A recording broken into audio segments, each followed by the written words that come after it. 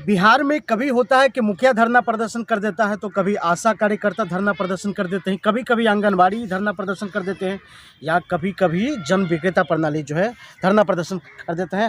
हमारे साथ इस वक्त दिगंबर जी हैं और वरिष्ठ पत्रकार हैं। बात करेंगे सर, लगता है कि जिस राज्य में महिला से लेकर के पुरुष तक धरना प्रदर्शन कर रहा हो और लगातार अचानक मुख्यमंत्री पलटी मार देता है किसी और पार्टी में, इससे इन लोगों पर असर क्या पड़ेगा? देखिए, जिस तरह से नियोजित किया गया आंगनबाड़ी को जी तो उनकी जो ज़रूरत है उसको नज़रअंदाज करके नियोजित किया गया। कहीं ना कहीं से जब आप किसी वर्कर को रखते हैं और उसकी ज़रूरत को नज़रअंदाज करके रखते हैं तो अपनी ज़रूरत की मांग को लेकर सरकार के सामने आवाज़ लोग उठाते हैं। और आंगनबाड़ी वर्कर हो या नियोजित शिक्षक हो या इस तरह से जितने डीलर्स हैं या बहुत सारे लोग हैं जो बिहार में जिनके जीवन यापन को नज़रअंदाज सरकार ने किया है, वो लोग आवाज़ उठाते हैं और उठाना भी चाहिए। सवाल ये है कि अब आपने कहा कि सरकार जो है वो पलटी मार गई। ये दुर्भाग्य है। जिस नीतीश जी को लोगों ने विकास बाबू के नाम से जानना शुरू किया था, इतिहास लिखा जाता तो शायद विकास बाबू के नाम पर नीतीश जी को जाना जाता। लेकिन अब जब भी इतिहास लिखा जाएगा तो एक काले पन्ने में पलटू राम ही कहा जाएगा। और उस पलटू राम का लोग शायद पढ़ के कुछ अच्छा इंप्रेशन आने वाले भविष्य में नीतीश कुमार को लेकर कोई आइडियल स्वरूप नहीं दिखेगा। और निश्चित ही ये पूरे बिहार के लिए, चाहे वो आंगनबाड़ी हो, चाहे वो कोई नियोजित शिक्षा सरकार से जुड़े लोग हो या आम पब्लिक हो, ये पूरे बिहार के लिए दुर्भाग्यपूर्ण है, ऐसा मुझे लग रहा है। जब आप देखेंगे कि मौसम बदलता है तो आसमान में ज़रूर उसका रंग जो है दिखने को मिलता है।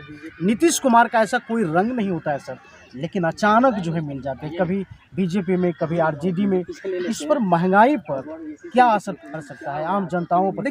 देखिए जो आपने कहा ना कि नीतीश कुमार का कोई रंग नहीं है, तो इसमें बीजेपी और आरजेडी का भी कोई रंग नहीं है। सवाल ये है कि अभी आजकल मीम चल रहा है, लोग जोक्स बना रहे हैं कि नीतीश कुमार खराब है तो बीजेपी और आरजेडी कौन अच्छा है। जिसको जब मौका मिलता है वो लपक लेते हैं, जब मौका मिलता है ये लपक लेते हैं। सवाल ये है कि इस हर लोग अपनी अपनी गोटी सीधा करने के चक्कर में है। किसी समय ये पिछली बार बीजेपी के साथ ही चुनाव लड़ा था नीतीश कुमार जी ने, मौका मिला आरजेडी ने लपक लिया, अब मौका मिला है फिर बीजेपी ने लपक लिया। बुरा बन रहा है पूरा बिहार, बदनाम हो रहा है बिहार, और बिहार 20 साल 25 साल 50 साल पीछे जा रहा है। क्योंकि वैसे भी विकास नहीं था, लेकिन इन राजनीतिक ये कह लें गंदगी में बिहार और ज़्यादा पीछे जाता हुआ दिख रहा है। दूसरा सवाल आपने क्या किया था सर?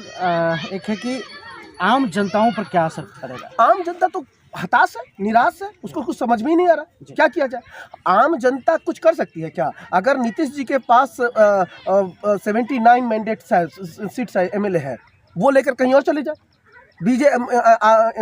बीजेपी के पास जितना वो एमएलए है वो लेकर कहीं और चले जाए, आरजेडी के पास है वो कहीं और चले जाए। जनता तो बस मुख्य दर्शक है, वो देखती रहेगी कि बिहार में क्या हो रहा है। क्या कर सकती है जनता?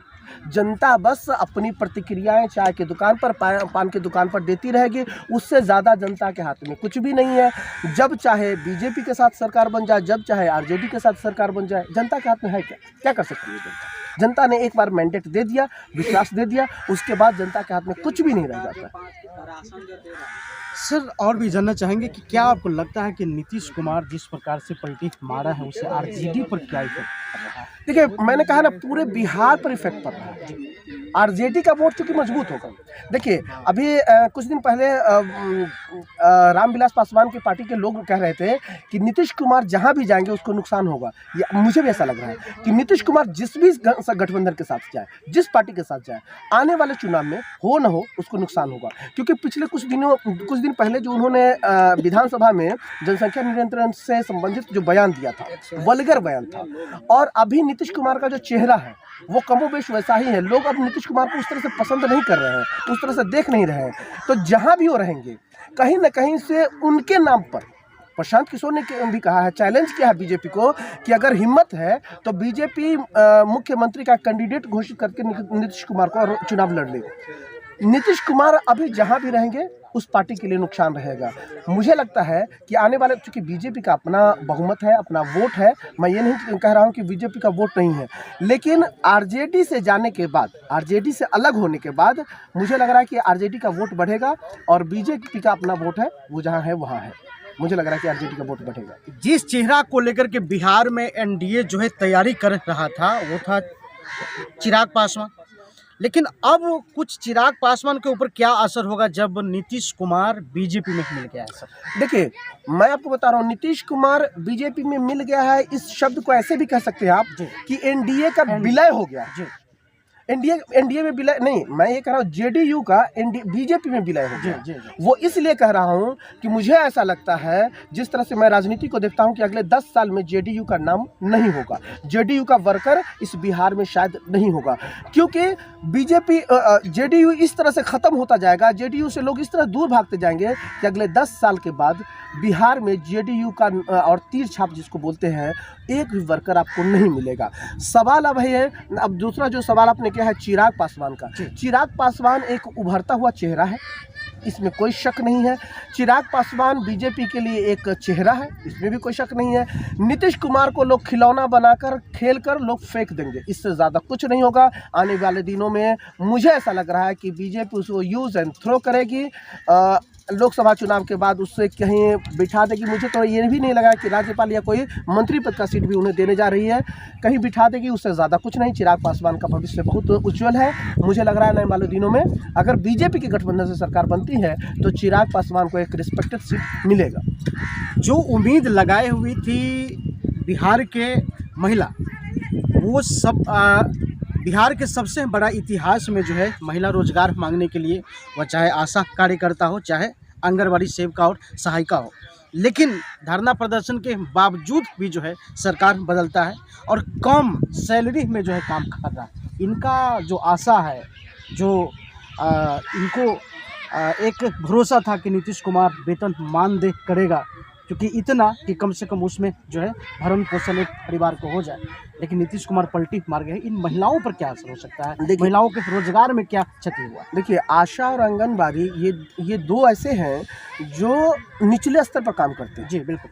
छोटे छोटे बच्चों को पढ़ाने का, और यूँ कहिए कि जन्म से लेकर जन्म के समय से ही वो लोग परिवार के सदस्यों के साथ जुड़ जाते हैं या समाज में जुड़ जाते हैं। उन लोगों के साथ धोखा हो रहा है। उन लोगों की सैलरी, अगर आप आशा की सैलरी सुनेंगे आप चौंक जाएंगे कि कुछ ऐसा भी सैलरी होता है क्या।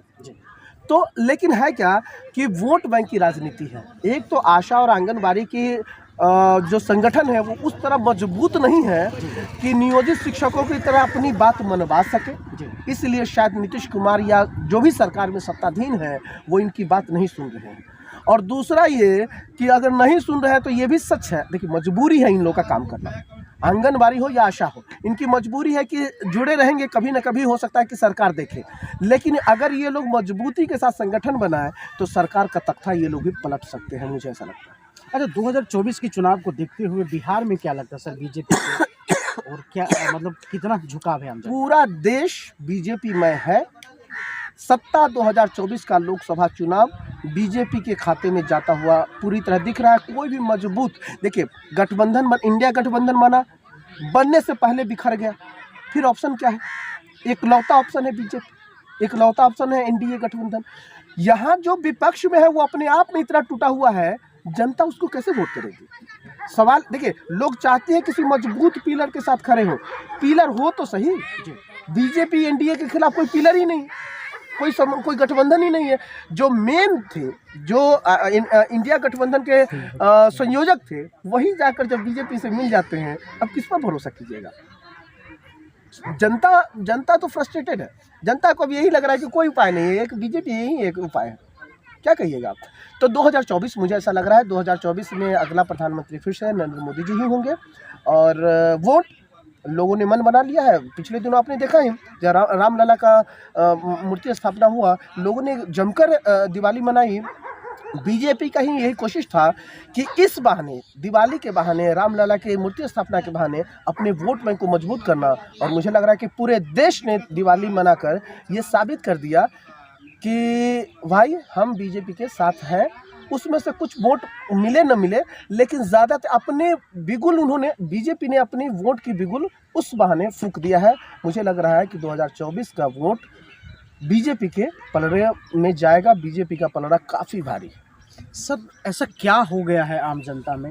रोजगार नहीं मांग रहा है, शिक्षा नहीं मांग रहा है, एजुकेशन स्वास्थ्य संबंधित व्यवस्था नहीं मांग रहा है, सीधा राम मंदिर के ऊपर वोट दिए जा रहे हैं। अगर ऐसा हम कहें आपको जी, तो आप इस पर क्या राय देंगे? देखिए मैं आपको कह रहा हूँ, विकास एक अलग तरह की चीज़ है, सत्ता, राजनीति और शासन, ये सब अलग अलग तरह की चीज़ें हैं। इस सब का मीनिंग अलग होता है, इस सब का अर्थ अलग होता है। राजनीति जिस तरह से मोदी जी ने और केजरीवाल ने किया है, उसने अपनी राजनीति में लोगों को ये भूलने पर मजबूर कर दिया कि तुम सारी तमाम चीज़ें भूल जाओ। सिर्फ एक चीज़ याद रखो कि अगर तुम्हारा कोई रक्षक है, अगर तुम्हारे लिए कोई अच्छा है, तो वो है बीजेपी, वो है नरेंद्र मोदी। तो तमाम जो यहाँ के वोटर हैं, जो हिंदुस्तान के वोटर हैं, खासकर हिंदू जो हैं, उनके नब्ज़ को मोदी जी ने बहुत अच्छी तरह पकड़ रखा है। उनको पता है कि यहाँ की जनता के लिए सबसे ज़रूरी की चीज़ें क्या है, और उस चीज़ को वो इस तरह से भुनाते हैं कि फिर यहाँ की जनता कहती है कि नहीं, सच में हमारा वोट कहीं जाएगा तो वो मोदी जी के खाते में जाएगा, तभी मेरा वोट सफल होगा। और मुझे लग रहा है कि ये लहर ज़बरदस्त बन गई है, और ये लहर इतनी ज़बरदस्त बन गई है कि विरोधी जो है, विपक्षी जो है, वो पूरी तरह से ध्वस्त हो गया, ख़त्म हो गया है। विरोधी कुछ बोले उससे पहले ही उसकी मजाक उड़ा दी जाती है, उसकी बात, सही बात भी मजाक में बन जाती है, उसको लोग हास्यास्पद हो जाता है। तो अब भी गलत या सही, मोदी ही सही, गलत हो या सही हो, मोदी ही सही है। देश मोदी के साथ है। ये लोकतंत्र है, लोकतंत्र में ज़्यादा लोग आपके साथ हो, बहुमत आपके साथ हो, आप गलत है या सही है, इससे कोई फ़र्क नहीं पड़ता। बहुमत आपके साथ है, आप राजा हैं। और इस मामले में इस देश ने नरेंद्र मोदी को बहुमत देने में कहीं पीछे नहीं छोड़ा है। नरेंद्र मोदी लोगों के साथ बहुत अच्छी तरह कनेक्टेड है। मुझे ऐसा लगता है कि 2024 फिर से नरेंद्र मोदी के साथ बहुत अच्छे बहुमत से जाएगा। मतलब वो 400 सीट का जो एकदम दावा कर रहा है, बिल्कुल परफेक्ट कर रहा है। मैं ये नहीं कह रहा हूँ कि 400, मैं इस आंकड़े में नहीं जा सकता हूँ कि 400 सीट आएगा, ये कितना सीट आएगा, लेकिन ये दिख रहा है, जो हम पत्रकार लोग जब कहीं जाते हैं और देखते हैं, तो जनता में ये दिख रहा है कि लोग मोदी के लिए मन बनाए हुए, और उस मन को लेकर मैं ये कह सकता हूँ कि 2024 जो है वो मोदी के खाते में जाता हुआ दिख रहा है। एक आखिरी सवाल हम करना चाहेंगे कि सीतामढ़ी का लोकसभा की बातों को लेकर के बड़ी मामला जो है गरमाया हुआ है। क्या लगता है कि हर बार पैसे वाले को टिकट मिलना चाहिए, हर बार नेताओं को ही टिकट मिलना चाहिए, आम जनता गरीब को क्यों नहीं टिकट मिलता है? ये इस पर क्या पता? सवाल ये है कि गरीब को टिकट क्यों मिलेगा, क्यों मिलेगा गरीब को टिकट? गरीब भी का तो हक है ना सर, उसका भी तो अधिकार है चुनाव लड़े। देखिए सवाल ये है, हक है तो आप निर्दलीय लड़िए, हक है तो क्या मतलब टिकट से ही क्यों? हम जो आम लोग हैं, जो वोटर हैं, वो भी तो बेवकूफ़ हैं। आप सोचिए ना, आप पार्टी को ही क्यों वोट करते हैं? आप किसी कैंडिडेट को क्यों नहीं वोट करते हैं? आप प्रधानमंत्री को क्यों वोट करते हैं? आप सांसद और एमएलए को क्यों नहीं वोट करते? हम जागरूक नहीं हैं, और जब तक हम जागरूक नहीं होंगे कुछ नहीं होगा। और इस देखिए, कम से मुझे तो अभी लग रहा है कि 100 साल तक तो हम लोग जागरूक नहीं होंगे। जी भी। हम लोग एमपी एमएलए नहीं चुनते, हम लोग मुख्यमंत्री और प्रधानमंत्री चुनते हैं, जो कि हमारा संविधान नहीं कहता है। उस चक्कर में हो रहा है। देखिए आज अर्थयुग है, इसमें पैसे वाले का ही सब कुछ होता है, जो पैसा खर्च करेगा वही एमएलए एमपी बनेगा। गरीब आदमी के लिए तो शायद लाइन में लग के अपना घर चलाना भी मुश्किल है, तो मैं कैसे मानूं कि कोई पार्टी गरीब आदमी को टिकट देगा? वो संभव नहीं है। और सीतामढ़ी सीट की जो आपने बात की है, सीतामढ़ी का दुर्भाग्य है। सीतामढ़ी वैसे बड़ी अच्छी धरती रही है, लोग कहते हैं कि सीता जी की जन्म धरती है, लेकिन जब से मैं देख रहा हूँ एक्सीडेंटल एमपी बन जाता है राम कुमार शर्मा, जिसको कुछ भी नहीं सीतामढ़ी का पता। दूसरे जो अभी एमपी साहब हैं सुनील कुमार पिंटू जी, उनको लगता है कि मैं बीजेपी की वजह से एमपी बना हूं, तो मुझे सीतामढ़ी में काम करने की ज़रूरत ही नहीं है, क्योंकि मुझे बीजेपी ने एमपी बनाया। और सच भी है, ये सच भी है कि बीजेपी ने उनको एमपी बनाया है। बीजेपी के कहने पर जेडीयू ने टिकट दिया और जेडीयू से वो एमपी बने, उसमें उनका कोई रोल नहीं है। इसलिए वो सीतामढ़ी के लिए कुछ भी काम करना नहीं चाहते। उनको लगता है कि बीजेपी फिर चाहेगी तो फिर बना देगी, नहीं चाहेगी तो हम घर बैठ जाएंगे। तो सवाल ये है कि सीतामढ़ी का दुर्भाग्य है कि सीतामढ़ी का कोई मजबूत नेता जो सीतामढ़ी के लिए विकास के लिए चाहे, जो सीतामढ़ी को किसी स्तर पर ले जाना चाहे, वैसा कोई नेता एमपी के रूप में नहीं मिल रहा है और आने वाले दिनों में भी कोई ऐसा दिख नहीं रहा जो सीतामढ़ी के लिए सोचे, जो सीतामढ़ी के गांव-गांव तक पहुँचे, सीतामढ़ी में जाकर सीतामढ़ी की समस्या सुने, सीतामढ़ी के विकास के लिए सोचे। ऐसा कोई दिख नहीं रहा है। लोग पार्टी को वोट करेंगे और पार्टी अपने बंदे को जिताएगी। हो गया, बात खत्म। तो पूरी वीडियो देखने के बाद आपकी क्या प्रतिक्रिया है वो हम चाहेंगे कि आप जो है कमेंट बॉक्स में ज़रूर दें। मिलते हैं फिर किसी अगले एपिसोड के साथ, तब तक के लिए नमस्कार।